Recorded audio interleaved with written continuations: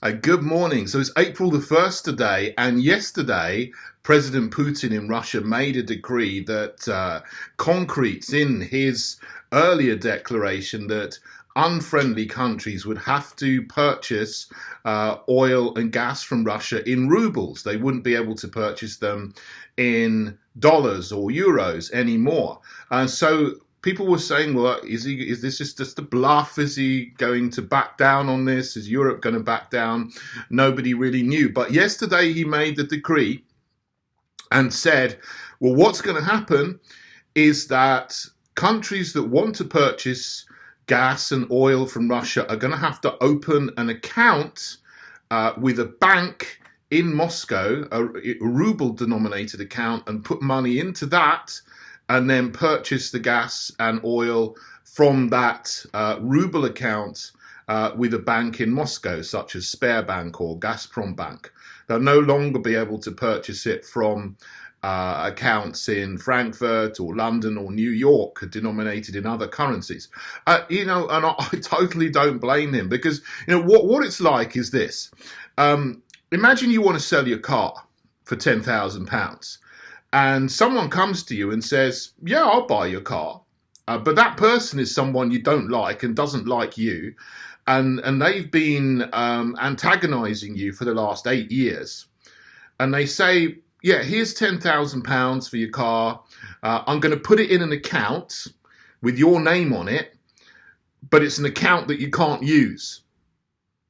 Well, you just say, no, that's ridiculous. I'm not going to sell you my car for £10,000 that I can't use, that I don't have access to. You want cash. You want that money so you can immediately go and spend it on something else and use it how you want. But the thing is here that the countries that Russia is now calling unfriendly countries, that have put sanctions on Russia, have said that all the money that Russia has deposited with central banks in New York, Frankfurt, London, wherever, are frozen. So say Germany purchases oil or gas from Russia as before in euros, or the US, or dollars, whatever, dollars from an account in the US. So they get the oil and the gas, they put the money in Russia's account in New York, but they can't use the money because it's frozen. And then eventually that money is going to be taken away, and, in their eyes, stolen from them. And that's the sanctions that the Western nations have put on Russia completely unnecessarily. They could have been wise and avoided this situation. But, I can understand his point of view. He's not going to sell oil and gas for money that he can't use. You want money that you can use. So he said, well, now you're going to have to pay in rubles. I mean, it's an entirely rational thing to do.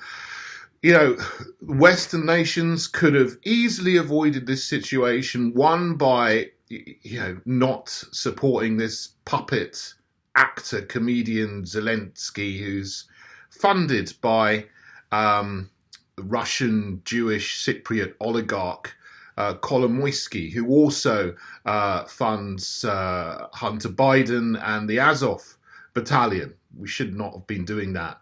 And the West should not have been poking the bear in the Donbass for the last 8 years. If you've got a bear, you want to stroke the bear, not poke the bear. And wiser leaders would have done that rather than what has happened and transpired, unfortunately.